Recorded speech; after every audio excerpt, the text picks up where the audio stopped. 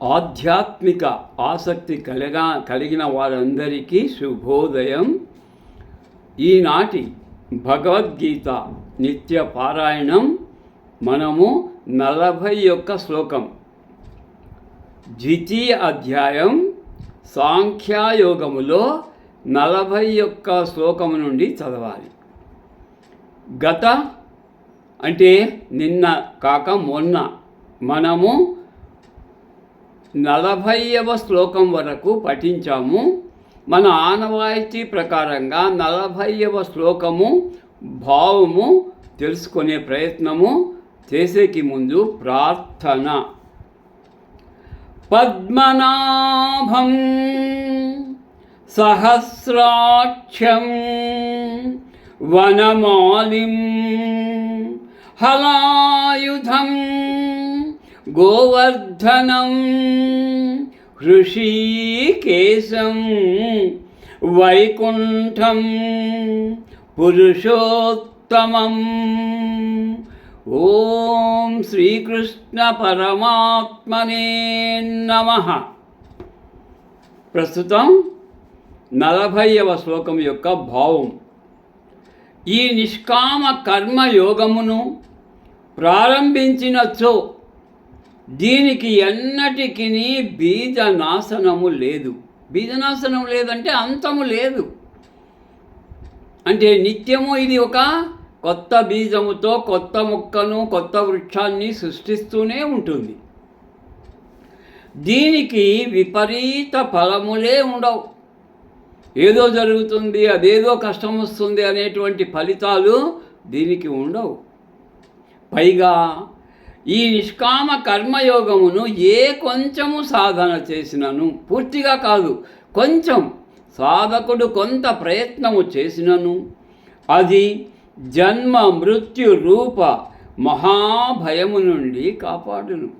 కాబట్టి కొంత సాధన చేసినా కూడా మనల్ని కాపాడుతుంది. 41వ శ్లోకం ఈరోజు. వ్యవసాయాత్మికా బుద్ధి ఏకేహ కురునందనా బహుశాఖా హ్యనంతాశ్చ బుద్ధయో వ్యవసాయినాం. బహుశాఖా హ్యనంతాశ్చ బుద్ధయో వ్యవసాయినాం. భావము. ఓ అర్జున, ఈ నిష్కామ కర్మయోగమునందు అంటే ఈ కర్మ చేయుటయందు ఎలాంటి ఫలితము ఆశించకుండా చేయు ఈ కర్మ యోగమునందు నిశ్చయాత్మక బుద్ధి ఒకటియే ఉండును. ఒకే మనస్సు, ఒకే బుద్ధి, ఒకే ఆలోచన మాత్రమే ఉంటాయి. కానీ భోగాసక్తులైన వివేకహీనులు, కొంతమంది వివేకములు కోల్పోయి భోగములే నిత్యము కావాలని కోరేటువంటి వారు, భోగముల యందు ఆసక్తి కలిగినటువంటి వివేకహీనుల బుద్ధులు చంచలములు. అంటే వాళ్ళకు నిశ్చితముగా ఉండరు. వాళ్ళు ఒక్కొక్క క్షణంలో ఒక్కొక్క కోరిక, ఒక్కొక్క మార్పు. కోతి ఎలా ఒక కొమ్మ నుండి ఇంకొక కొమ్మ మీదకి ఎగురుతుందో అలా ఎప్పుడూ కదులుతూనే ఉంటుంది వాళ్ళ యొక్క చిత్తం, మనస్సు. ఒక దారి తెన్ను కూడా ఉండదు, ఒక పద్ధతి పాడు అనేది కూడా ఉండదు. కోరికల వెంట పైపెచ్చు వీరు కోరికల వెంట నలువైపులా ఏ దిక్కుకైనా పరిగెత్తడానికి సిద్ధం. పరుగులు తీయచ్చు, అనంతములుగా ఉండు. అంటే అంతమే లేకుండా, ఈ కోరికలకు అంతమే లేకుండా జీవిస్తారు. ఇప్పుడు 42, 43, 44 శ్లోకములను కలిపి చదవాలి. భావం కూడా కలిపి తెలుసుకుందాం. యామిమాం పుష్పితాం వాచం ప్రవదంత్య విపస్థితః వేదవాదరతాః పార్థ అన్యదస్तीति వాదినః పార్థః అన్యదస్తితి వాదినః కామాత్మనః స్వర్గపరాః జన్మ కర్మ ఫలప్రదాం కామాత్మానః స్వర్గపరా జన్మ కర్మ ఫలప్రదాం క్రియా విశేష బహుళాం భోగైశ్వర్యగతిం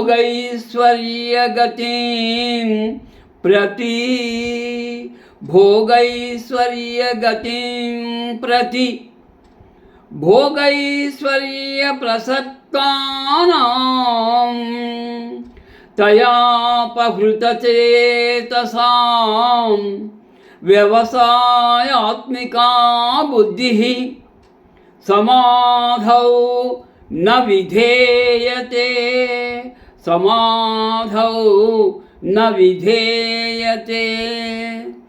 మూడు శ్లోకాల భావము తెలుసుకుందాం.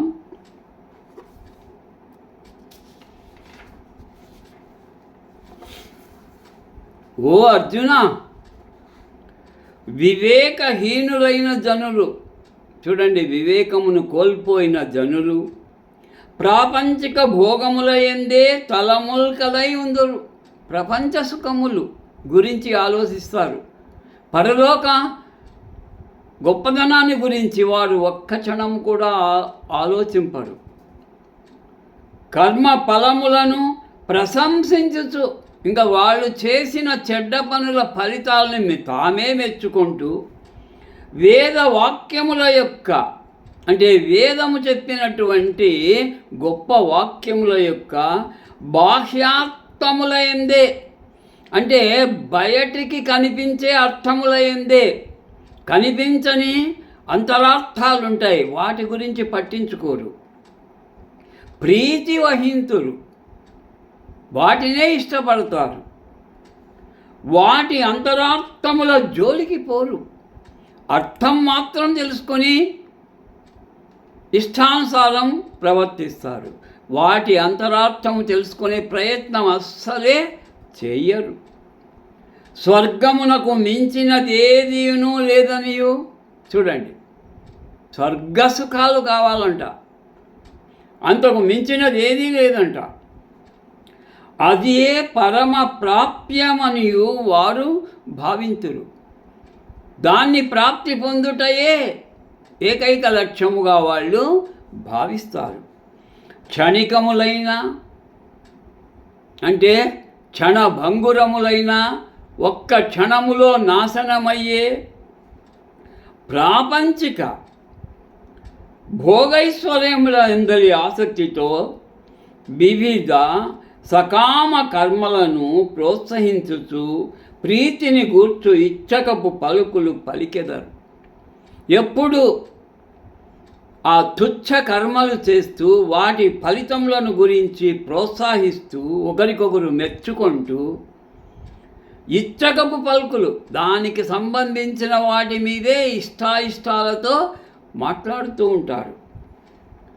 ఆ ఇచ్చకపు మాటల ఉచ్చులో పడి, అంటే ఆ ఇచ్ఛ, ఆ కామేచ్ఛ, ఫలితాలను ఆశించే కామేచ్ఛ సంబంధించిన మాటల ఉచ్చులో, ఎరలో, వలలో పడి భోగైశ్వర్యాసక్తులైన అజ్ఞానుల బుద్ధులు, ఈ భోగాలను ఆశించేటువంటి అజ్ఞానం అనేటువంటి బుద్ధి కలిగినటువంటి వారు భగవంతుడు, అంటే మనం చేసే పని, ప్రతి పని భగవంతునికే చేరాలని అనుకోరు. భగవంతుడు లక్ష్యముగా గల సమాధి యందు, తపస్సునందు, యోగమునందు స్థిరముగా ఉండరు. చూసారా, అల్పబుద్ధులు ఎలా ఉంటారో, భోగాసక్తులు ఎలా ఉంటారో, ప్రాపంచిక సుఖములు కామోద్రేకముతో ఒక కోరిక తీరితే మరొక కోరిక కోరుతూ ఆ కోరికల ఉచ్చులో పడి భగవంతుని కూడా వాళ్ళు మరచిపోతారు. ఇంకా ఈనాటికి చివరి శ్లోకం 45వ శ్లోకం. త్రైగుణ్య విషయా వేదా నిస్త్రైగుణ్యో భవార్జున నిర్ద్వంద్వో నిత్యసత్వస్థో నిర్యోగక్షేమ ఆత్మవాన్ నిర్యోగక్షేమ ఆత్మవాన్.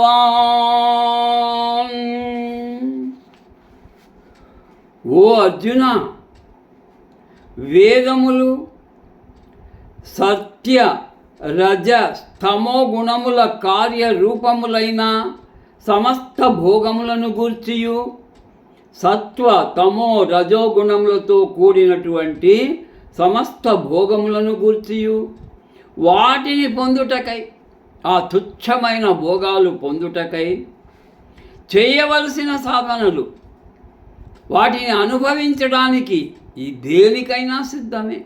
ఏ మార్గమైనా, చెడు మార్గమైనా దుర్మార్గమైనా చేయడానికి వారు సిద్ధమే. వాటిని గురించి ప్రతిపాదిస్తారు. ఒరే, మనం నలుగురు కలిసి మందు కొట్టి ఈరోజు ఆ అమ్మాయిని మనం ఎలాగైనా పొందాలిరా అనేటువంటి మాటల గురించి మాట్లాడుతూ ఉంటారు, ప్రతిపాదిస్తూ ఉంటారు. వాని మనసులో లేకున్నా వాని మనసులో ఆ కోరిక పుట్టిస్తారు. హర్ష శోకాది ద్వంద్వములకు అతీతుడవు కమ్ము. అందుకే నీవు వీటన్నింటికీ అతీతుడవుగా నీ మనస్సును సిద్ధపరచుకో, స్థిరపరచుకో. అతీతుడవు కమ్ము. నిత్యుడైన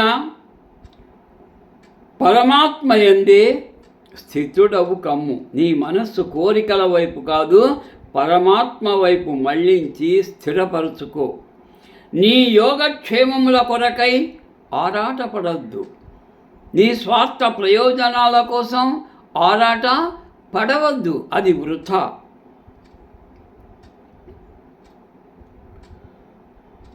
హర్ష శోకాది ద్వంద్వములకు అతీతుడవు కమ్ము. నిత్యుడైన, ఎవరు నిత్యుడు? పరమాత్ముడు. నిత్యుడైన పరమాత్మ యందే స్థితుడవు కమ్ము. నీ మనసు స్థిరంగా నిలుపుకో. నీ యోగక్షేమముల కొరకై ఆరాటపడొద్దు. స్వార్థ ప్రయోజన కోసం నీవు ఉత్సాహము చూపొద్దు, ఆరాటము పడవద్దు.